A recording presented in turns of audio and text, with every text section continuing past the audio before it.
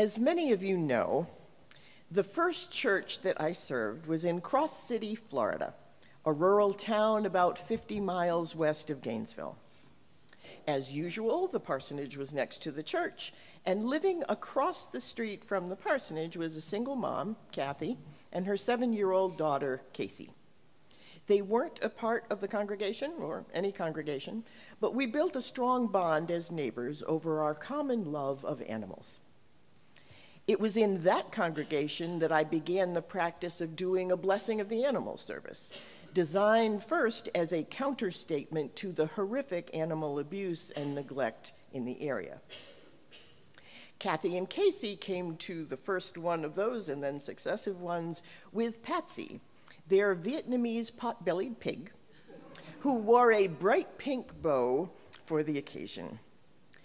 And we laughed later at our naivete in thinking that Patsy would remain at least somewhat on the small side as she aged. But soon Patsy, the pot-bellied pig, was not alone. A new friend had joined their family, a black lab puppy named very aptly Mr. Pooper. Now, among those who were part of the congregation were the town's veterinarians, a married couple, the town's only vets. The wife, Linda, came to me one day with a problem she faced in their practice. Cross City is a very religious town. I don't know the number today, but at the time there were over 40 churches for a population of just over 2,200 people. It's a lot of church. Since Linda's practice got almost all of their pets, because there was no one else, she frequently found herself present through the moments of deep grief and loss when it was necessary to euthanize a family's animal companion. Of course, she'd been doing that her whole career, but more and more people in those moments were asking her whether their pet would go to heaven, and she found herself stuck on how she should respond to those questions. And now she had a pastor who might actually help. So she asked if I would write something that she could give to those families asking that question. And so I agreed. Going back to young Casey across the street, I had noticed that she was a budding artist, which is how she came to be the illustrator for the trifold brochure that I created for Linda's grieving families called Will Mr. Pooper Go to Heaven? That little brochure launched me into the broader world of pet loss and bereavement, where I ended up going to conferences to speak on the topic, notably to licensed grief therapists and counselors who, like Linda, frequently found themselves lost when trying to navigate the emotions and questions of a religious client trying to deal with the loss of a pet. At a class I did at a conference for therapists and counselors in New York City, I had about 40 people in the room, all professionals trying to wrestle with this issue. They came from all kinds of religious backgrounds, including none at all. And I began by asking how many of them had direct experience themselves with losing a pet. Every hand went up. I suspected they were not all there merely on behalf of their clients. I then asked how many of them had negative experiences when discussing their own grief over loss of a pet with a religious leader.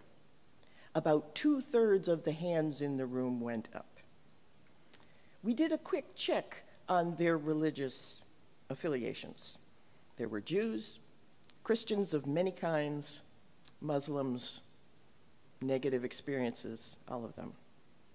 Their grief had been dismissed. They were told to just get another pet, that animals didn't have souls, like anybody knows what a soul is, and the like. They were shamed for their grief. Lastly, I asked how many had a positive experience discussing their grief over loss of a pet with a religious leader. A single hand rose. And so I asked about her tradition. She was a Methodist. The concern for the created order among Methodists goes all the way back to our founder, John Wesley, whose life spanned almost the entire 18th century.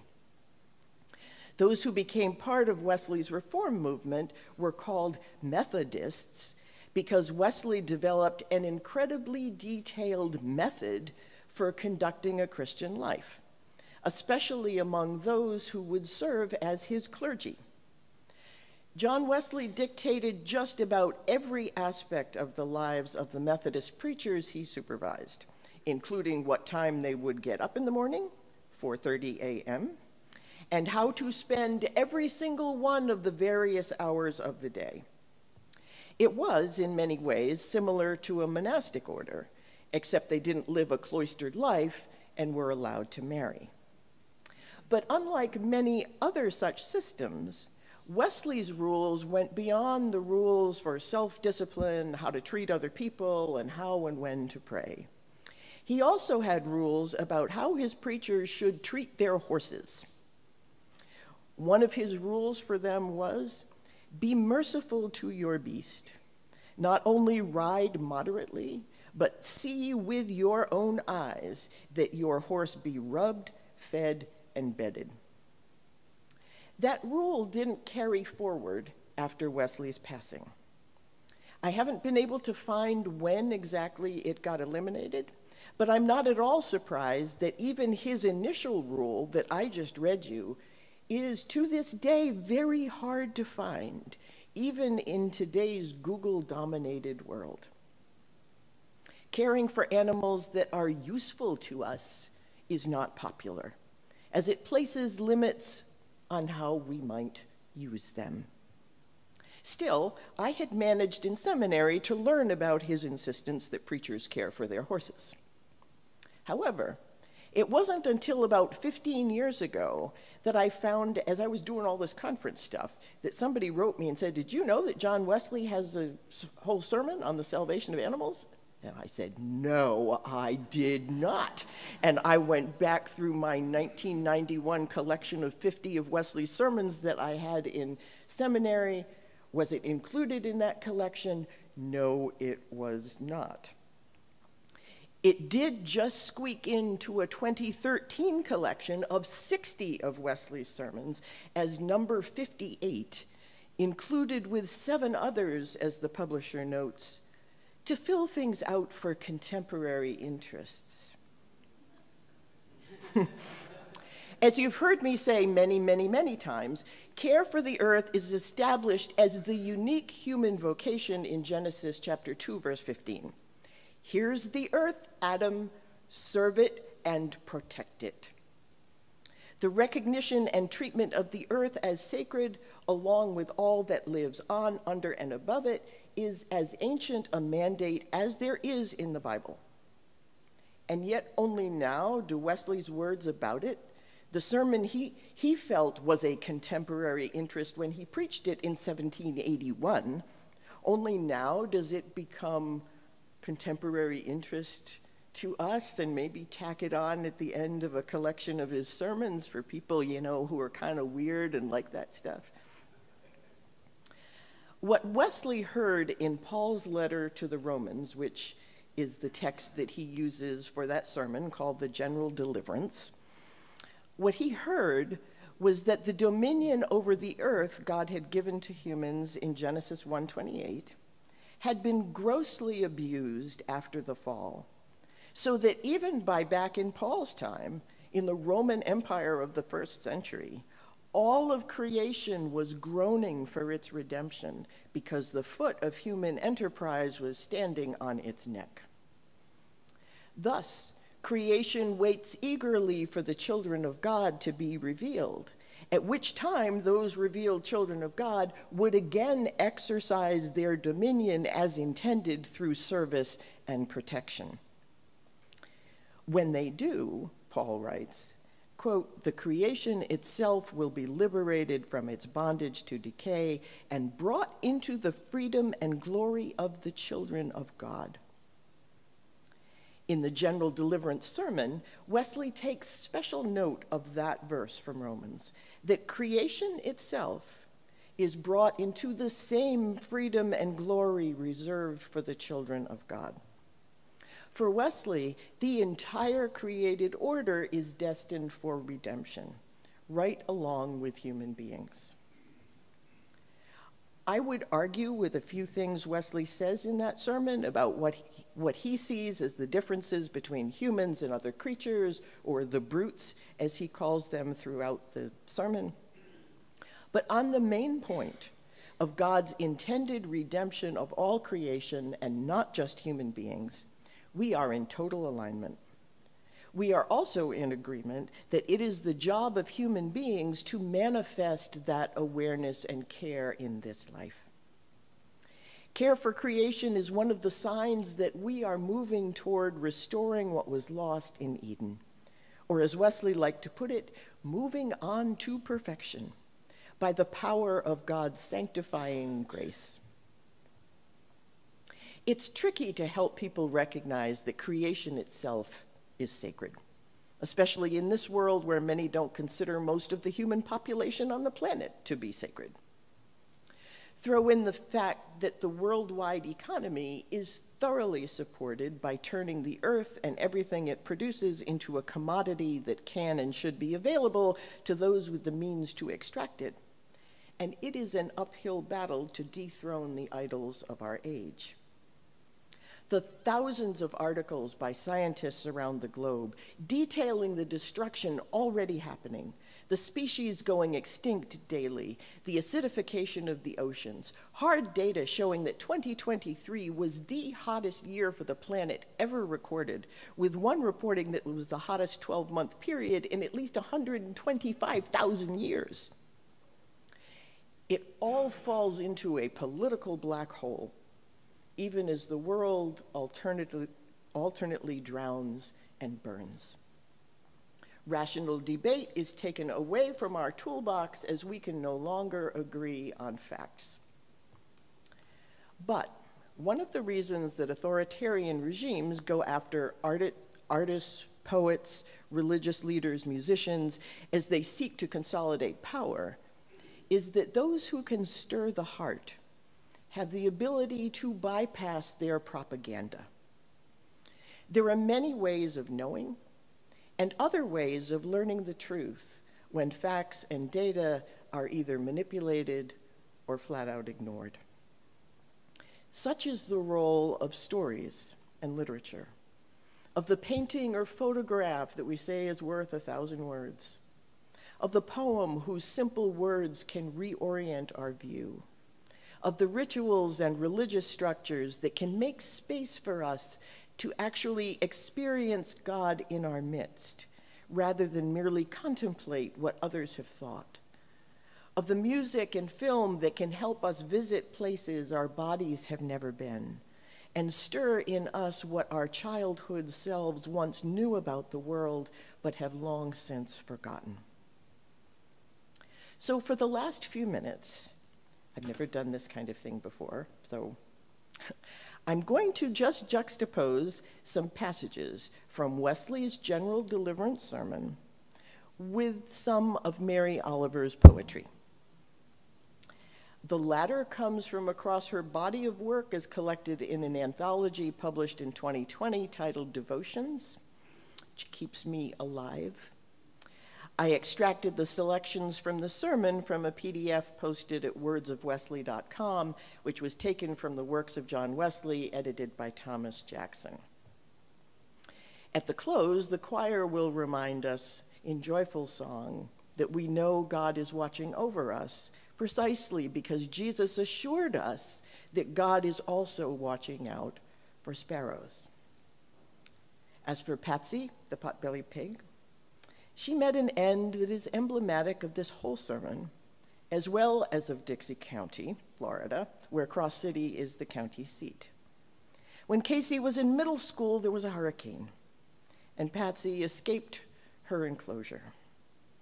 The neighbors found her and ate her. Mr. Pooper met a more natural end, and it is my hope that he waits at the pearly gates with St. Peter, given special permission by God to decide the fate of those who killed and ate Patsy. having known the sweet Mr. Pooper, I'm sure he will show them more grace than I would if I were that person. But now to John Wesley and to Mary Oliver.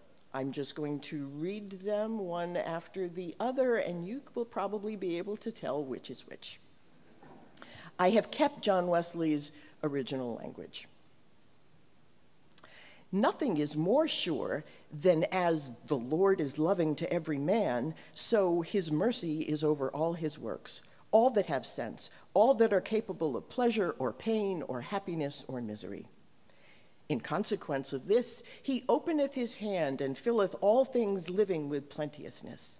He prepareth food for cattle as well as herbs for the children of men. He provided for the fowls of the air, feeding the young ravens when they cry unto him. He sendeth the springs into the rivers that run among the hills, to give drink to every beast of the field, and that even the wild asses may quench their thirst. And suitably to this, he directs us to be tender of even the meaner creatures, to show mercy to these also.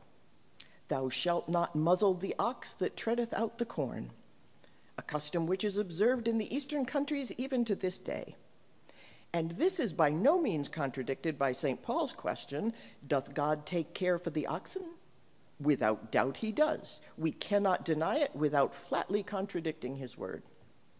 If the creator and father of every living thing is rich in mercy towards all, if he does not overlook or despise any of the works of his own hands, if he wills even the meanest of them to be happy according to their degree, how comes it to pass that such a complication of evils oppresses, yea, overwhelms them? How is it that misery of all kinds overspreads the face of the earth? All the while I was teaching in the state of Virginia, I wanted to see Gray Fox. Finally, I found him. He was in the highway. He was singing his death song. I picked him up and carried him into a field while the cars kept coming. He showed me how we could ripple, how we could bleed. Goodbye, I said, to the light of his eye, as the cars went by. 2 mornings later, I found the other. She was in the highway. She was singing her death song. I picked her up and carried her into the field where she rippled, half of her gray, half of her red, while the cars kept coming, Gray fox and gray fox, red, red, red.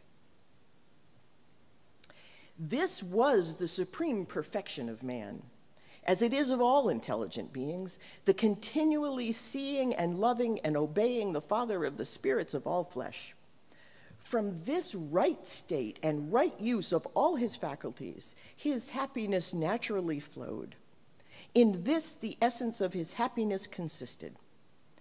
But it was increased by all the things that were round about him. He saw with unspeakable pleasure the order, the beauty, the harmony of all the creatures, of all animated, all inanimate nature, the serenity of the skies, the sun walking in brightness, the sweetly variegated clothing of the earth, the trees, the fruits, the flowers, and liquid laps of murmuring streams. Nor was this pleasure interrupted by evil of any kind. It had no alloy of sorrow or pain, whether of body or mind. To this creature, endured with all these excellent faculties, thus qualified for his high charge, God said, "Have thou dominion over the fish of the sea, and over the fowl of the air, and over every living thing that moveth upon the earth."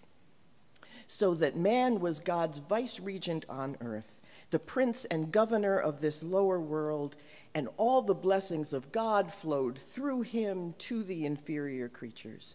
Man was the channel of conveyance between his creator and the whole brute creation. Meadowlark, when you sing, it's as if you lay your yellow breast upon mine and say, "Hello, hello, and are we not of one family in our delight of life?" You sing, I listen, Both are necessary if the world is to continue going around, night heavy and then light laden, though not everyone knows this, or at least not yet, or perhaps has forgotten it in the torn fields, in the terrible debris of progress. As all the blessings of God in paradise flowed through man to the inferior creatures, as man was the great channel of communication between the Creator and the whole brute creation, so when man made himself incapable of transmitting those blessings, that communication was necessarily cut off. The intercourse between God and the inferior creatures being stopped, those blessings could no longer flow in upon them. And then it was to the creature, every creature, was subjected to vanity, to sorrow, to pain of every kind, to all manner of evils.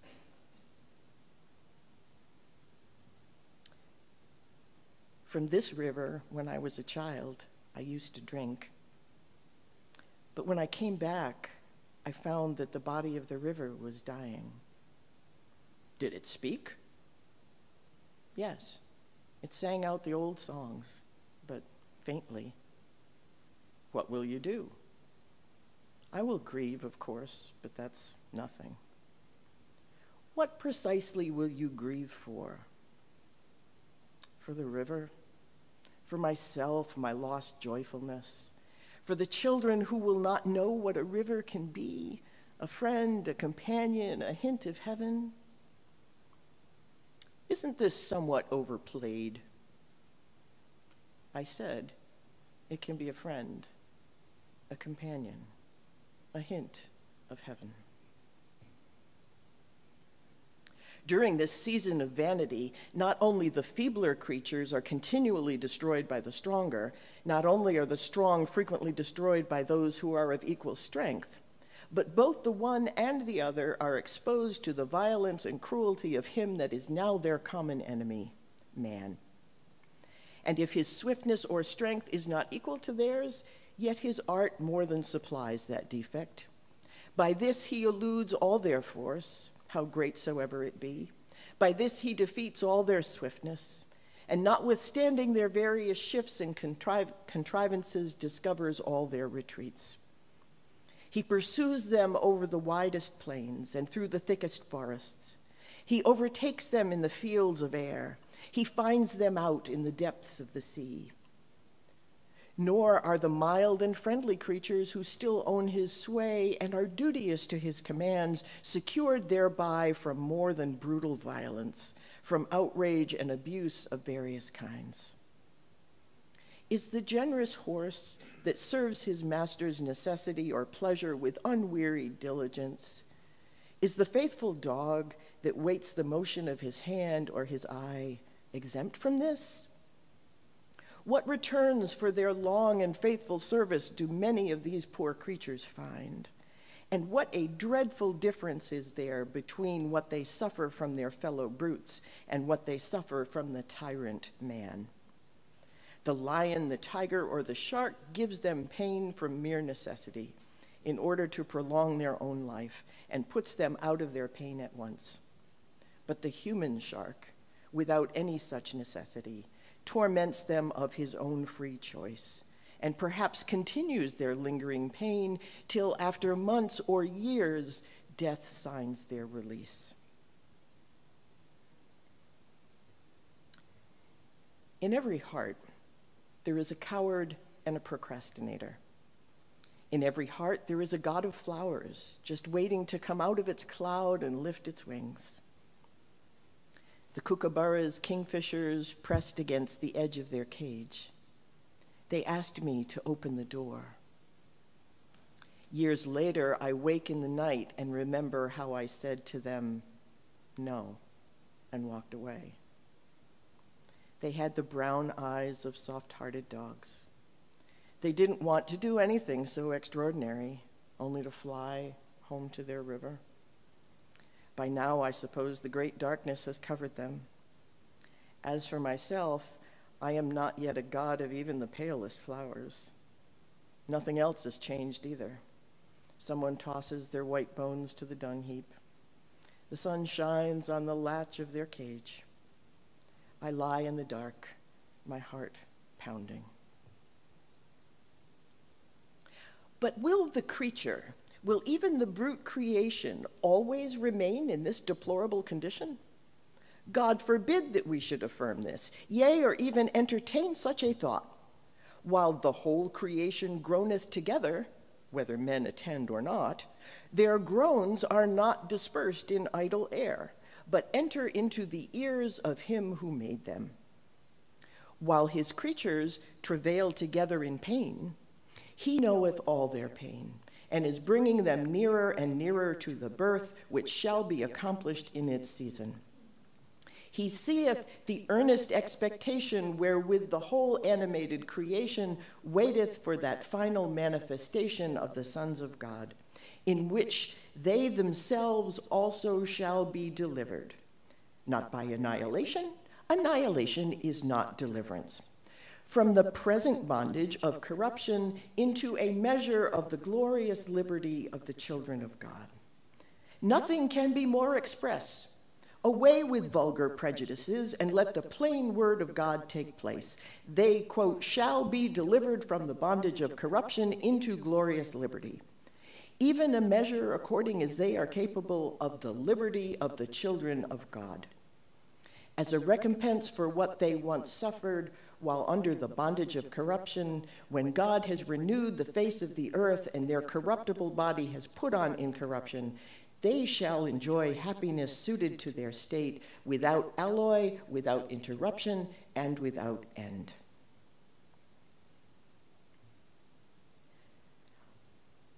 I don't know who God is exactly, but I'll tell you this. I was sitting in the river named Clarion, on a water-splashed stone, and all afternoon I listened to the voices of the river talking. Whenever the water struck a stone, it had something to say, and the water itself, and even the mosses trailing under the water.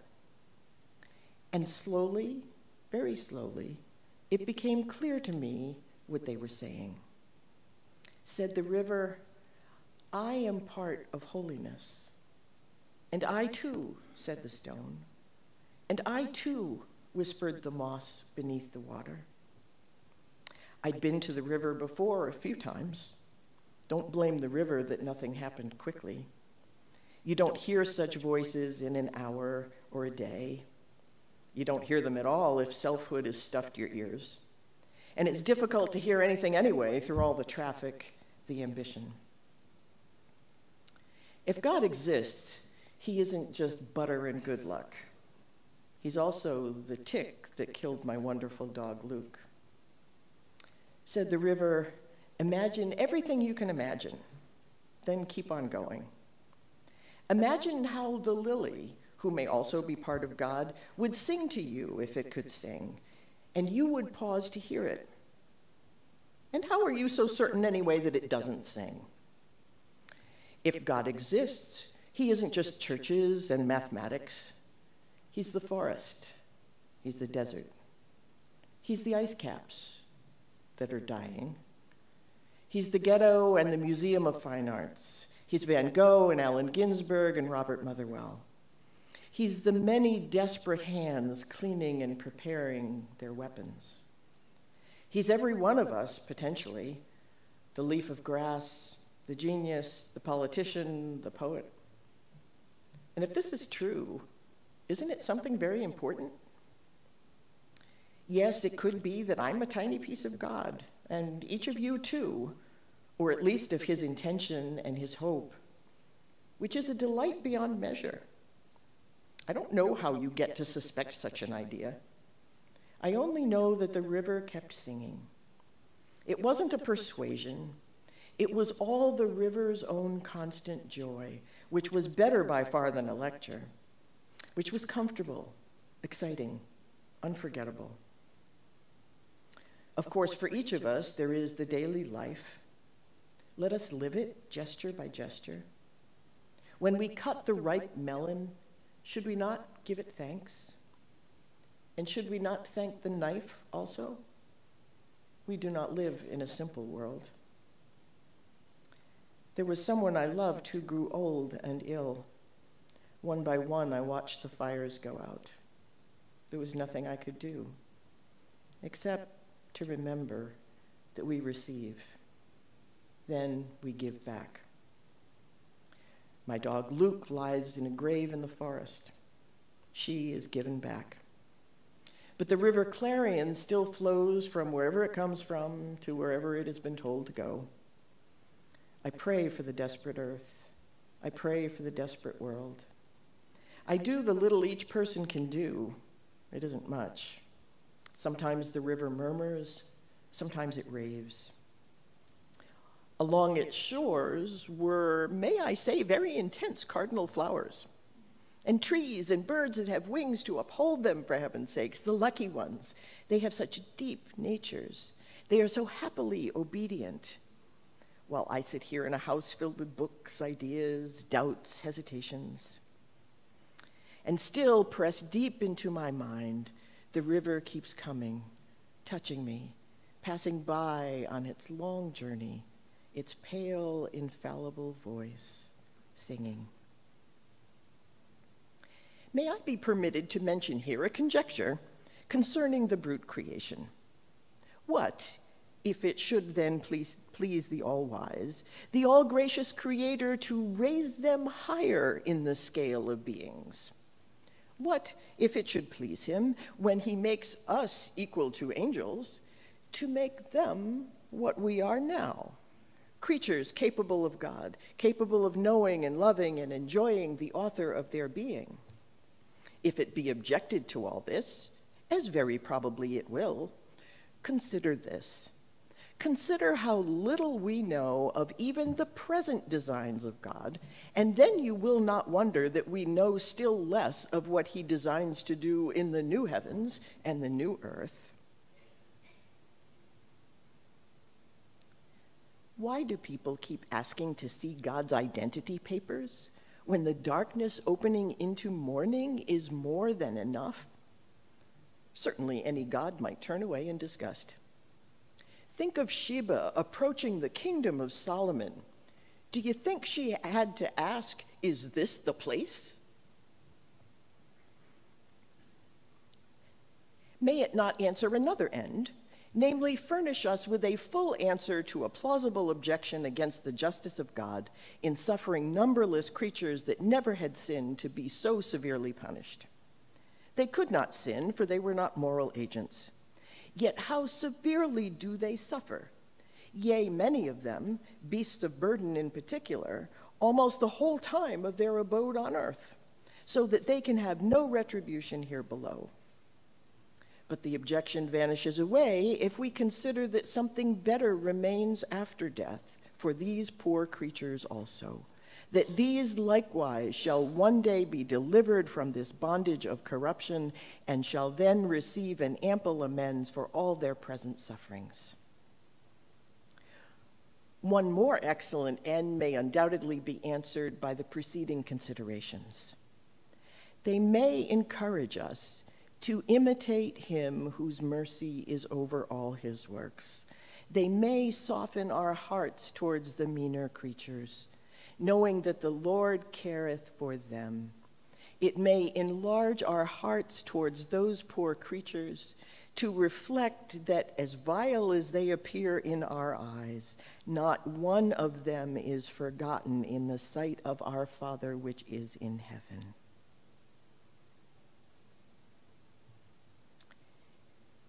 Who made the world? Who made the swan and the black bear? Who made the grasshopper? This grasshopper, I mean, the one who has flung herself out of the grass, the one who is eating sugar out of my hand, who is moving her jaws back and forth instead of up and down, who is gazing around with her enormous and complicated eyes. Now she lifts her pale forearms and thoroughly washes her face. Now she snaps her wings open and floats away.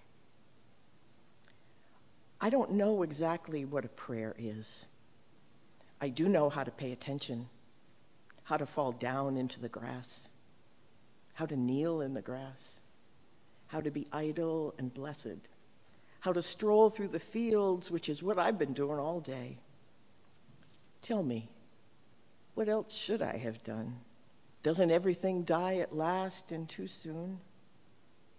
Tell me, what is it you plan to do with your one wild and precious life?